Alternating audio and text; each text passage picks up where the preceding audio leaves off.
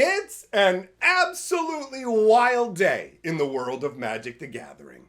Wizards of the Coast has admitted that they screwed up with Edge of Eternities. On top of that, they are preemptively banning 3 cards from the Edge set from Magic Arena. But the craziest news of today is the fact that Wizards is bringing back the Magic Judge program. And I never thought we would see that happen. Magic. I am a wizard! History. I'm an old wizard! The Magic Historian. My bones hurt. Greetings,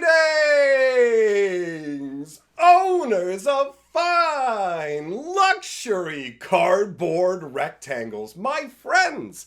I hope the day finds you well because we have gathered for a very special installment of Mega Magic News. And by very special installment, I mean that I have some news that makes me genuinely hopeful for the future of the game. I know a lot of the time we're talking about the things that are going wrong, and we're doing it from the perspective of hoping to see improvement so that in the future, Magic will be the wonder that it was in the past, right? That's my perspective. So the judge program, that whole situation is super exciting for me. In fact, we're going to save that as the delicious dessert after we get through all the gritty dirtiness of the rest of the Magic news, because the rest of the news isn't quite as hot as that judge stuff. Now, let's start by talking about Wizards of the Coast admitting that they messed up Edge of Eternities. If you watched my last video, you might already know what this is about. Diplomatic Relations. That card is supposed to be a bite spell.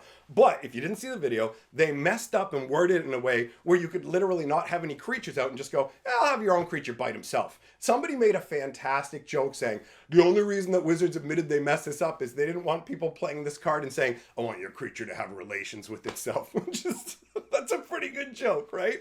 But anyways, Wizards of the Coast put out a post yesterday saying, hey, we know we messed up this card and we fixed the wording. But what if I told you that when they put the post out fixing the wording, they actually screwed it up again? Because that's exactly what happened. They put out a post errataing the card and they fixed the first part where it's supposed to say like target creature you control. They fixed that. But then somehow magically they went and actually removed the word "and" from in front of opponent's creature. So basically it's like, it's supposed to say and creature an opponent controls, right? And instead it says creature opponent controls in the official errata. So they errated it to no longer work apparently on any target opponent's creature. It sounds like it only works in a one-on-one game. So they had to go back and errata the errata. Like they posted, it's so ridiculous, right? Like they literally had to go back and go, look, we know we updated that and now we update it again. They didn't actually post a second article going, oops, the errata was printed wrong, but it was pointed out pretty quickly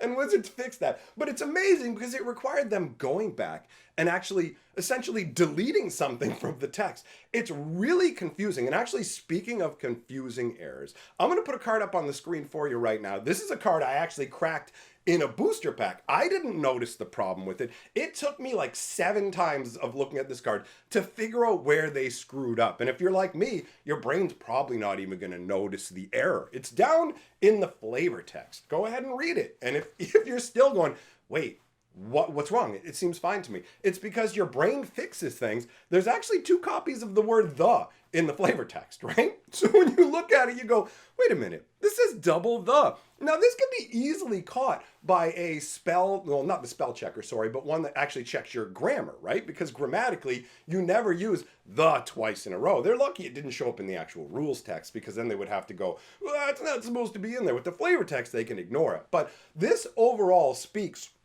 to the rough situation that Magic is in right now because of the onslaught of products, right? We keep seeing endless amounts of errors, some of them big ones, like obviously screwing up the relations card that fundamentally alters how it plays, and then some of them are more minor cosmetic, but there's just so many of them happening, and I attribute it to Wizards' breakneck pace. Some of you, if you're newer, you may not realize this, but once upon a time, Magic released 3 sets a year. That was what they did. They might do a couple supplemental commander decks like once a year or a few side products, but overall it was 3 main releases a year. One year they added in a 4th set And things got so wonky, they apologized afterwards and said, sorry, we added a fourth set into standard this year. We know that's too much. And now we've reached the point where every 6 weeks, there's a new set. If you didn't know, the pre-release for Edge of Eternities is in 3 days. And before we even get the pre-release and all that done, we're going to be having Spider-Man and Avatar stuff just jammed down our throats, because that's what this whole upcoming weekend is about. They're already posting about Avatar events, giving away cabbages and stuff. I'm not even making that up. They are literally giving away cabbages. So we're going to have all that jammed down our throat. There's just too much product, right? So when it comes down to it, there is a sweet spot for it. And at this time frame, maybe 3 sets is too few. Maybe 4 sets would be the right amount. It's difficult to peg it down. You can look at different games for inspiration and try and figure out how it works. Like Sorcery, for example. Sorcery is a game where they put out 1 set a year, and that feels too infrequent to me. Like once a year is probably not enough juice, but it's also fun. You're not overloading your people, right? You take Wonders of the First, the game that I started playing back in March, right? That's when the game actually came out. They're looking to get a second set released this year. So a pace of 2 sets in a year, that's pretty solid, especially for like a new company, right? Ultimately, but you get to the point where Wizards is just jam blasting them out. And if they could deliver quality products, that would be no problem. If there weren't a bunch of mistakes,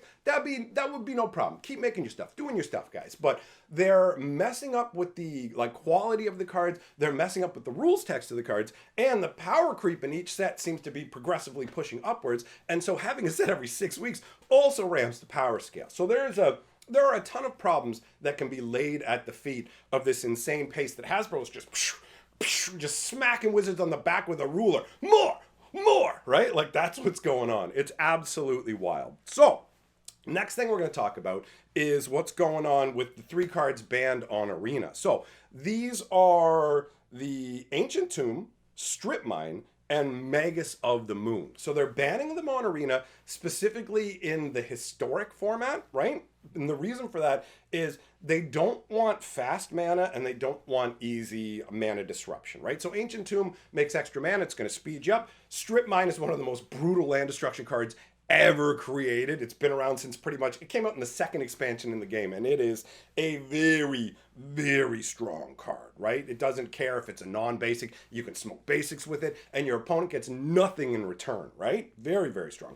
And Magus of the Moon just goes non-basics or mountains. So they don't want that stuff in Historic, which seems a little weird to me, because Historic is just a big mishmash of alchemy and other nonsense. But I guess, obviously, the idea is if they put too much crazy, powerful stuff like that, it will either make everything else obsolete or everybody will just be playing one deck and it'll be a mess. I don't know. I stopped playing Historic on Arena once they shoved alchemy into it. I loved Historic when it was a non-rotating format, and then they went alchemy, and I went, nah, I'm good. But here's where it gets really nutty, friends. These bans don't apply to Timeless. Timeless has everything on Arena, right? Like, everything. And so you can play with 4 Strip Mines. You can play with 4 Strip Mines. That's bonkers. You don't even know. Strip Mine's been restricted since the mid 90s, bro. Because just having 1 in your deck is bonkers. And you can just play 4 of them. Some people are about to learn some terrible lessons. Crucible of Worlds plus Strip Mine equals you're hosed. Play the Strip Mine from my graveyard, sack it, strip your land, go ahead. Oh, you played a land? Great, I'll just do it again.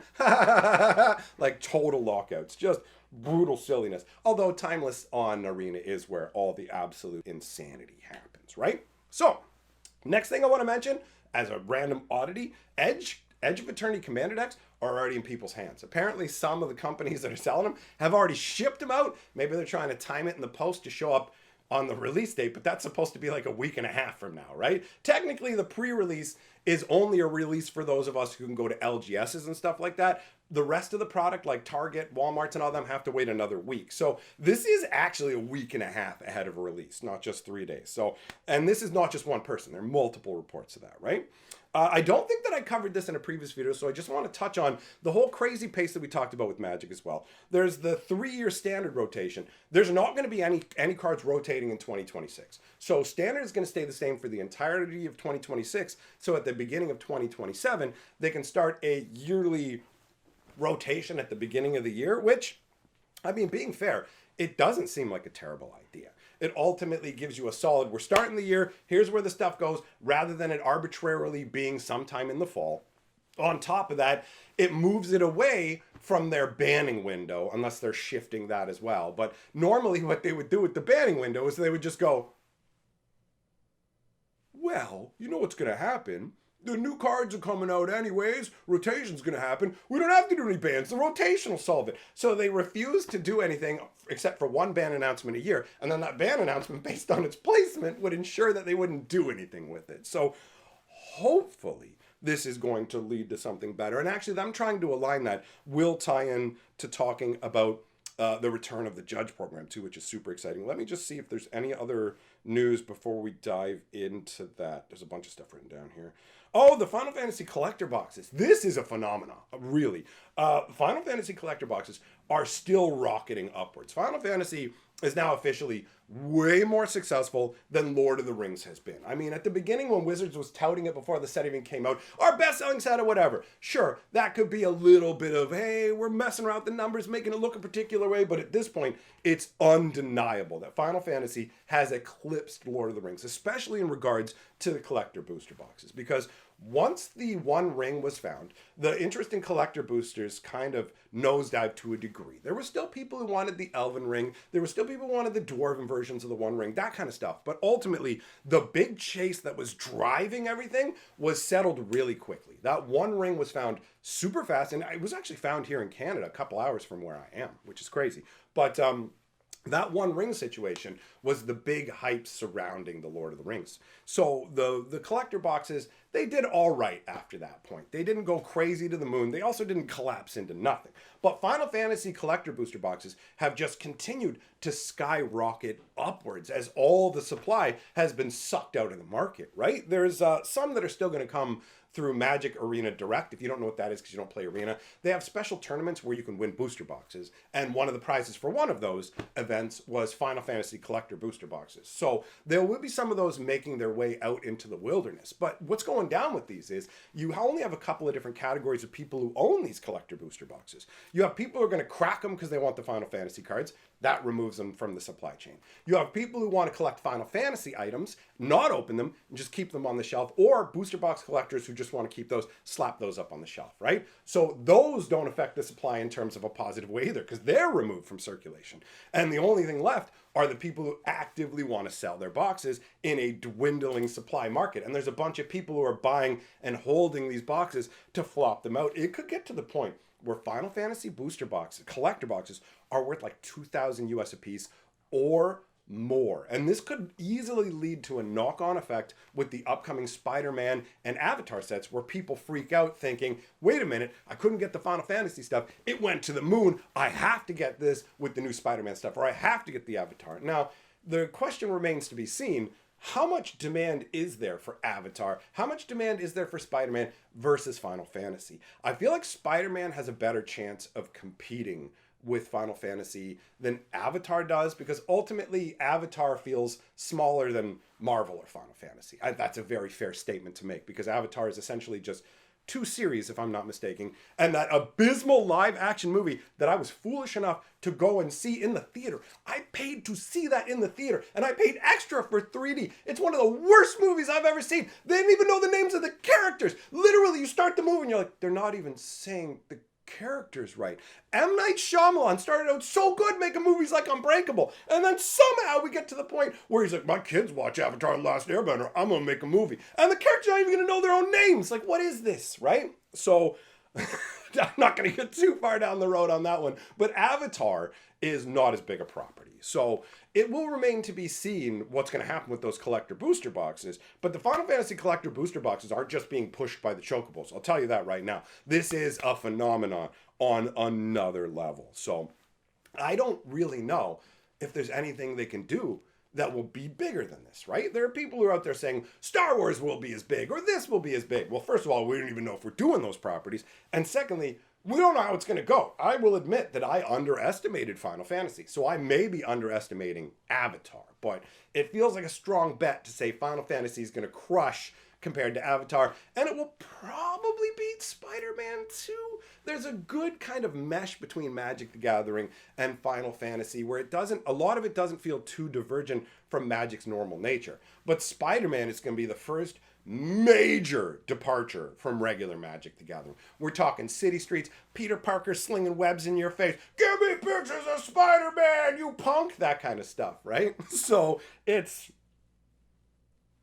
a brave new world we're in, friends. That's what it feels like. Now, you know what? That covers all the other news. So let me tell you what I'm super excited about. Let me tell you what made me bust out this heavy shirt in the heat so that I can talk to you guys. Wizards of the Coast is bringing judges back. There is no disputing this fact because there's literally a job posting from Hasbro looking for somebody to build out a judge program. And they're offering this individual over $100,000 US a year. So it's a genuine job posting. Ultimately, they're going to be doing the same thing that Wizards does, where they're not offering the biggest, highest rates of all companies to get people to come and work for them because they know they're Wizards of the Coast and they can get people to work for them for a little less, right? But ultimately, this is a 6-figure salary that's being offered to somebody to build out the judge program. And there are a bunch of specifications listed. So it really does look like, first of all, this position is most likely not going to be filled by a random person from outside the Magic ecosphere, because one of the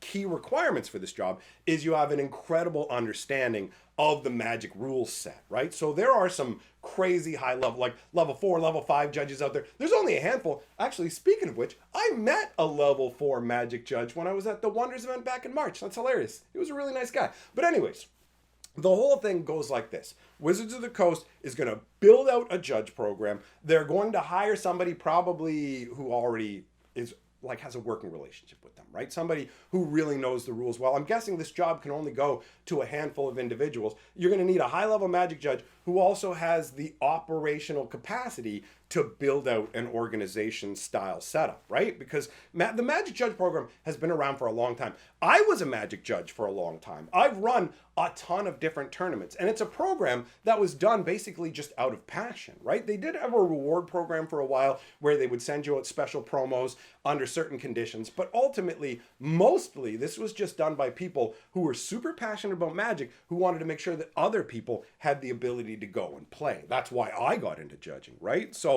on one hand, you don't get to play, but on the other hand, you facilitate a lot of other people having fun. So it's a mixed job, like it's part babysitter, part fun bringer. It's a mixed bag being a judge. Some of the people who are judges, obviously, in anything you get, some of the people are going to be a little bit of a wonk bag, but some of the people are really good dudes. And either way, they're taking their time to help you out. Some of them getting paid by the stores, some of them not. But the judge program got eviscerated before because Wizards went, we're not paying these people anything. No. We're not giving them reward cards. We're not paying them anything. And then this separate Judge Academy organization sprung up, and it just turned into a glorified promo seller where they just went, hey, we offer all these judge programs, but there's nothing you can actually judge really. Maybe you can go find somebody to judge for, but you should pay us like, what was it, $100 a year? And then every 3 months, we'll send you some judge promos. So it went from Wizards sending out judge promos to this side company being sent promos by Wizards,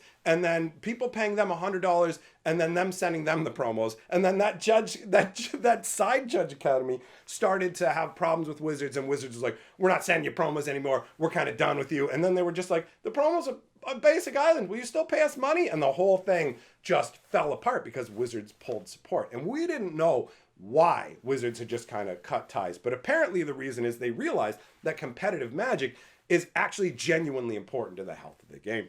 If you're new to the game, you wouldn't know this, but once upon a time, standard was the most important thing in Magic. They would focus on making it work, they would focus on making it balanced, and everything would flow from there organically. So if you create a balanced standard, it's impossible for it to really mess up other formats. If everything is on a standard power level, nothing from that really is going to be too powerful to mess up Modern or too powerful to mess up Legacy. There may be one card that enables a crazy combo or something, but ultimately, keeping standard in check kept every other format in check, and the Commander players were happy just picking in whatever they wanted, right? Commander's been around the entire time. It never needed to be Wizards' sole focus, but they turned around and said, this is our big money maker. Let's focus on it. And what has happened as a result of that focus is the complete atrophy of the competitive gaming sphere. Wizards said, you know what? We're not doing Pro Tour coverage anymore. We're getting rid of the Pro Tour. We're flattening prize structures.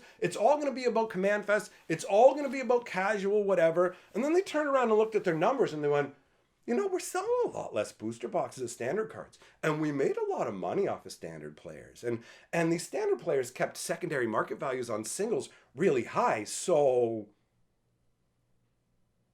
they had that moment where they went, wait a minute, this is actually costing us a lot more than we thought. The competitive environment is genuinely important. So if you take the fact that Wizards of the Coast is now looking to hire somebody in charge of the actual judges, and you're also looking at the fact that Wizards isn't making any more Commander decks at all for the rest of the year, you could put those two together and go, it genuinely appears that Wizards of the Coast is looking to put a real focus on competitive Magic again, hopefully from the standard perspective. Because what was it?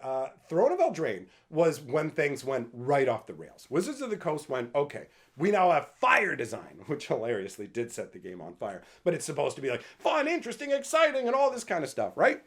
But what Fire did was it threw out the rules saying that standard had to be balanced. Now the rules became the new sets like Eldraine had to have cards that hit every format. So they wanted your standard set to be standard legal, but also to affect modern, also to affect pioneer, maybe even affect legacy. They wanted it to reach out to everywhere, which fundamentally breaks the power level of the sets, right? I mean, look at things like Questing Beast. Look at the Great Henge. Those things are insane. They're absolutely insane cards, and they were birthed from that mentality. And Wizards says they reaped the benefits at first of people going, woo, look at the excitement, come on, oh, everybody likes playing with big, splashy, explosive stuff. But it had a massive knock-on effect. Look at Oko. That's where Oko showed up. They made a last-second tweak to Oko and didn't play test him. And then they put him out, and he was so busted that he made his way into like vintage beside Black Lotus, bro. You know what I mean? That's the level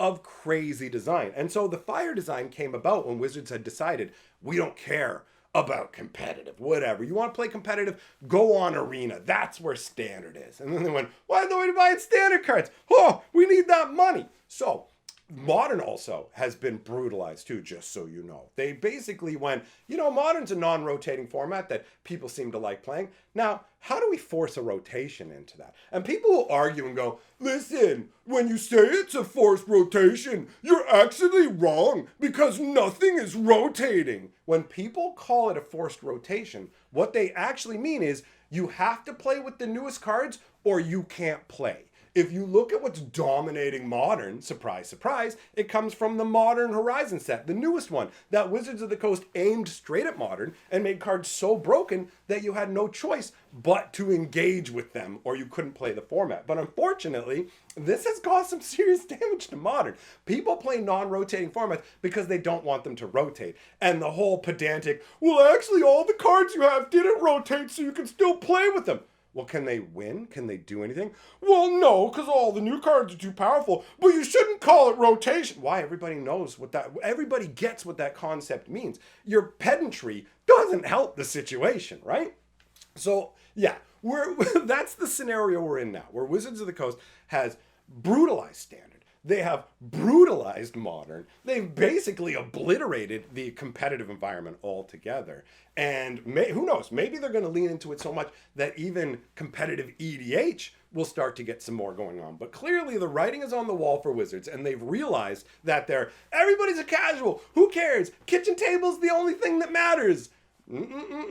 Clearly not the case. Wizards of the Coast ain't going to shell out over 100 G's a year to build out a judge program for no reason. So for me, this is actually a very hopeful sign that we might be returning to some semblance of sanity. I'm always happy to see indicators that mean the health of the game might be stronger in the future, because despite what some people think, I actually love Magic the Gathering and I want it to succeed. I collect Magic the Gathering. I play Magic the Gathering. I own 1 million Magic the Gathering related objects. I very much love this game, my friends. I want it to succeed. The way that I talk about it comes from a place of frustration and knowing things were better before, right? So I want to see that return so we can all enjoy ourselves. So anytime I get some little sapling like this growing up out of the dirt, I'm like, oh, there's a chance for the future. So that covers all the news that I wanted to discuss today, with the exception of I will be checking out the quality tonight